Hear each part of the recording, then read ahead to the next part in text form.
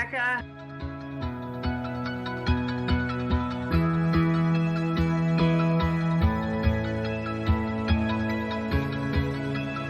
I think mental illness has had a huge stigma since centuries ago, when they threw people into the snake pits of mental hospitals. And so dementia has had the stigma of being a mental illness. And what is mental illness but an altered state of perception?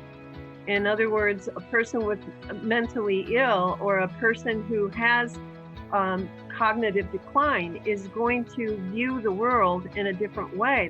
They don't see the same things as what we supposedly normal people see. And it's important for us to understand exactly what is their world.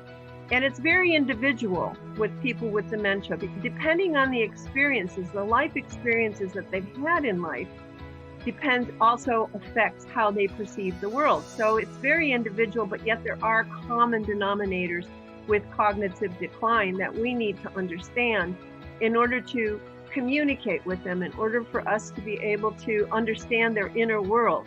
Because all we do as human beings, we seem to constantly do this, is that we judge everyone by their outer behavior, their words, what they do in life, whether they're a kind person or a not so kind person. We're always judging these outer manifestations of our humanity.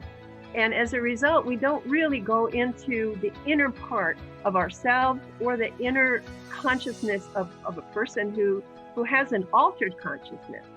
How are we going to understand what their altered consciousness is if we've never experienced it? And it is like a psychedelic trip or a meditative state. I think a meditative state is pretty calm compared to dementia. I think it's more like a psychedelic trip that can either go really bad or really good because their world, they see things, they hear things, they have delusional thinking.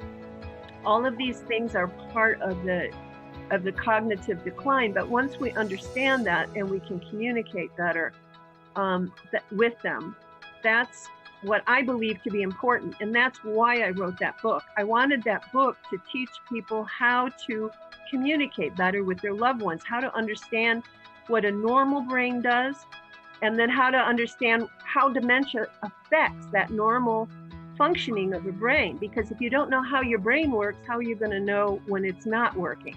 Even the person with dementia doesn't know. So that's pretty much why I wrote the book, is so that people can understand the inner world of the person with dementia.